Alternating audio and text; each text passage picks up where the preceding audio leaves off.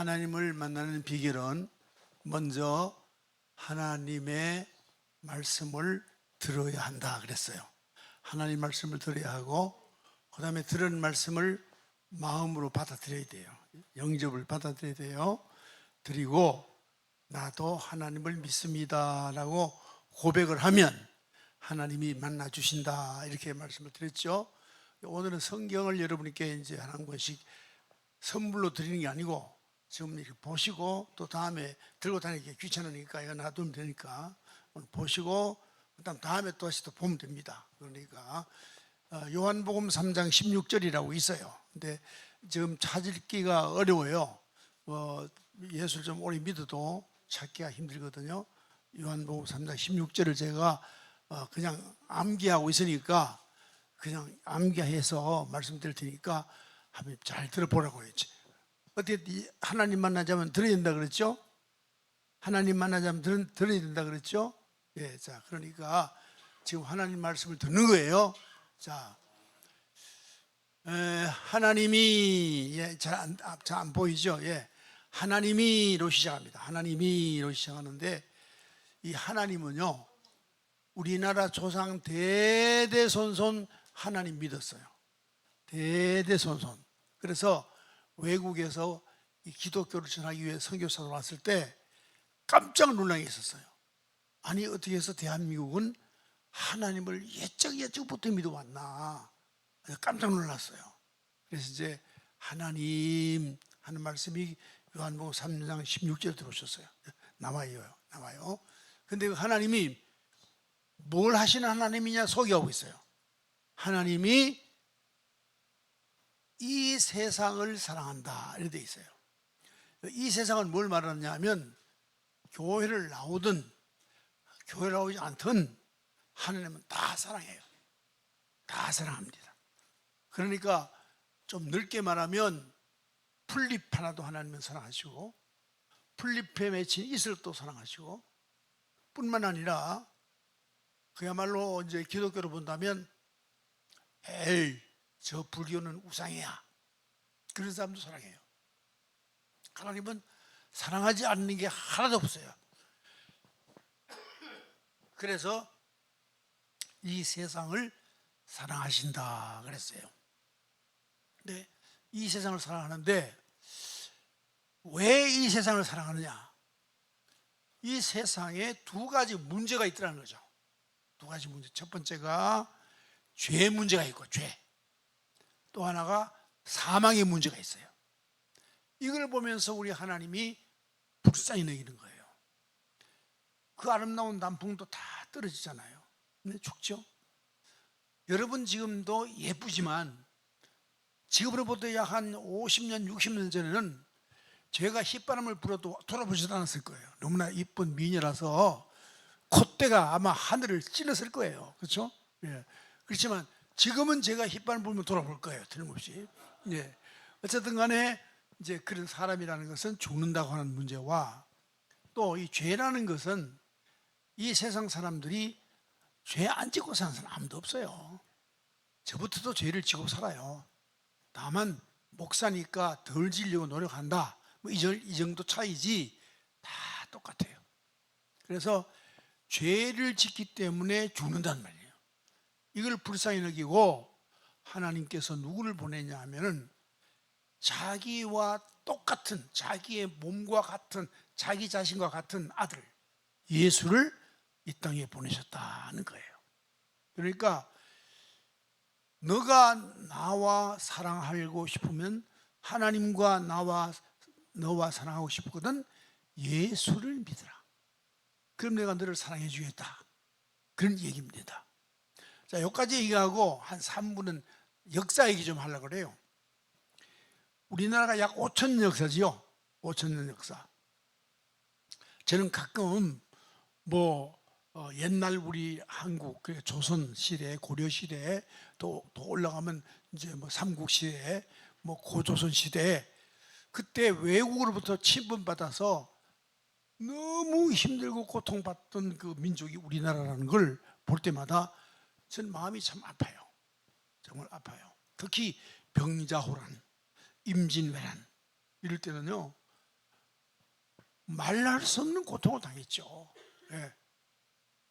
아예 그냥 우리 딸들이 몇만 명씩 끌려가 가지고 저 중국 가서 인신매매 이를테면 팔았어요. 중국 사람 끌어가서 팔려갔어요. 그럴 정도의 고통을 당했어요. 또 왕도 구배, 남한 산성에서 인조가 구배했죠. 그럴 정도로 고통받는 나라고, 그래도 어느 나라 하나 도와주는 나라가 하나도 없어요.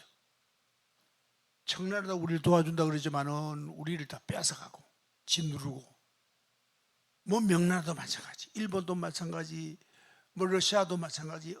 세상에서 우리나라를 도와준 나라는 한 번도 없습니다. 그래서 우리나라의 5천년 역사에 외국으로부터 침략받은 게 960번 정도 돼요. 계속 침략만 받았어요. 약한 나라니까. 근데 살기는 좋은 땅이니까 계속 침략해 왔어요. 그랬는데 1886년에요. 누가 왔느냐 하면 예수님이 대한민국에 상륙했어요. 예수님이 선교사를 통해서 성경 말씀이 이 땅에 들어오기 시작했어요. 그것도 그때는 유교를 믿기 때문에 성경을 전해주는 그 선교사를 목을 쳐 죽였어요. 근데 성경은 던지고 성경은 이 땅에 상륙시켰어요. 그러니까 성경이 뭐냐? 하나님의 말씀이잖아요. 하나님 말씀이 이 땅에 들어왔으니까 하나님이 이 땅에 상륙을 하신 거예요. 예수님이 상륙한 겁니다. 그 이후부터 세계가 우리나라를 도우기 시작했어요. 다른 거 다 빼고 두 가지 사건만. 우리가 일제강점기에 우리나라 힘으로 독립할 수 있었을까요? 우리가 일제 36년간 일제시대 때 우리 힘으로 일본하고 싸워서 이길 수 있었을까요? 못 이겨요. 일본이 그때는 강대국이에요. 2차 대전 벌린 나라인데 대단하잖아요. 우리 이길 수 없어요. 근데 어느 날 갑자기 방송이 나와요. 일본의 천황이 전쟁에 졌다고 항복했다는 거예요. 누구 때문에? 미국이 리틀 보이라고 하는 그 원자탄을 나가사키와 히로시마에 떨어뜨렸다고요. 그래가 일본이 항복을 하고 우리는 공짜로 해방을 맞은 거예요. 우리나라 도운 일이 한 나라도 없어요. 세계적으로 한 나라도 없었는데 미국이 우리를 도와준 일이 된 거예요. 자기들 전쟁이지만, 그렇죠? 우리를 도와준 바가 된 거예요. 그래서 우리가 독립을 했잖아요. 그래서 해방을 했습니다. 1945년 8월 15일 날 해방했고, 또 1948년 5년에 해방, 8년 8월 15일은 우리 정부 수립했잖아요. 나라가 된 거예요. 독립한 거예요. 또 하나 사건. 여러분, 6.25라는 사건이요, 알고 보면 우리나라 자체 싸움이에요. 알고 보면 김일성이라고 하는 사람이 저 소련과 스탈린한테 무기 주면 남한 쳐들어가서 다 공산화하게 하겠다고 두 분 찾아갔어요. 박헌영하고 둘이. 그래서 허락을 받아가지고 북한에서 남한으로 남침을 했지 않습니까? 예? 파죽지세요.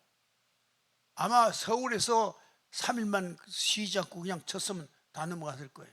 무슨 이유로 서울에서 공산당 민군이 와서 그냥 가만히 서 있었어요. 쉬었어. 3일간 쉬었어. 그래서 우리 남한군이 어느 정도 위치를 잡고 공격을 다시 할 수 재장비를 한 거예요. 재정비를. 딱 3일 쉬는 동안에 미국 트레먼 대통령이 어떻게 했느냐, 메가더 장군의 보고를 받고 미군 이 한국 전쟁 참여, 일주일 만에 미군이 한국 전쟁에 참여한 거예요. 그 외에는 다 아는 얘기니까 세계 16개국의 이 병사들이 한국 남한이 이 공산화되지 않기 위해서 싸워준 거예요. 세계가 우리를 도와준 일은 예수님 상륙한 이후에 시작된 거예요. 여러분 그건 모르시죠? 역사를 그냥 저는 성경 얘기만 하는 게 아니에요. 성경과 실제 세계 역사와 한국 역사를 가지고 이렇게 비교를 해요. 응? 그렇게 됐다고요. 자, 그러면 여러분은 기억나시는지 모르겠어요. 저는 나이가 지금 현재 70을 넘었으니까 기억을 생각 안 하는데, 미국이나 영국이나 해외에서 교회를 통하여 구제품이 엄청 많이 왔어요. 그래서 요즘도 보면 이태원 같은 데 가면 구제품 파는 그 가게 있잖아요. 옛날 그 구제품 그 방식으로 그런 물건을 파는 거예요. 이거 구제품 그냥 공짜로 그냥 보내줬던 거예요. 요즘 우리 같으면 헌옷들 있잖아요. 보내줬던 거예요. 그런데 저도요, 헌옷 하나를 받아 입었어요. 뭐냐면 빨간색 여자 원피스인데 나보고 입으라는 거예요. 초등학교 2학년인데 그걸 어떻게 입어요? 그거를 창피해서. 아무리 춥지만. 근데 주머니에 손을 넣어보니까 카드가 하나, 카드 있죠. 카드가 있는데 아주 십자가 탑이 뾰족한 교회 마당에 빨간 차가 딱 서고 그 식구들이 내리는 그림이에요. 그 카드가. 어릴 적에 초등학교 한 2학년 때 그 카드를 보면서 내가 생각했어요. 우리도 이렇게 될 거야. 그때는 뭐 자동차 구경도 못 하시는데, 전 저 시골, 여러분은 도시인이지만 저는 저 시골 저 경상북도 저 태백산 줄령에 살던 사람이에요. 그러니까 자동차 구경도 못 해. 그때 그 카드를 봤다고요. 그 카드를 보면서 우리도 이렇게 잘 살아야지, 이런 생각을 했어요. 네? 근데 세계가 우리나라처럼 이 산업사회에서 이 선진국으로 올라가자면요, 150년 내지 200년 걸렸어요. 빠르면 150년, 늦으면 200년 걸려서 선진국 대열에 서는데, 우리나라는 유교를 통해서 완전 잿더미 만들어 놓은 1953년부터 출발해 가지고 지금 2023년 70년이죠. 70년 만에 선진국이 된 겁니다. 이거는 인류가 만들어낸 역사가 아니에요. 한국에 예수님이 일단 오셔가지고 예수의 말씀 듣는 사람이 1000만이 된 거예요. 1000만. 많을 때는 1200만, 늘 많이 줄었습니다. 많이 믿을 때는 1200만이 믿었어요. 그 힘이 하나님께서 그 사랑하는 아들을 보고 자기를 믿는 사람들을 보고 복을 주셔서 오늘 우리가 사는 겁니다.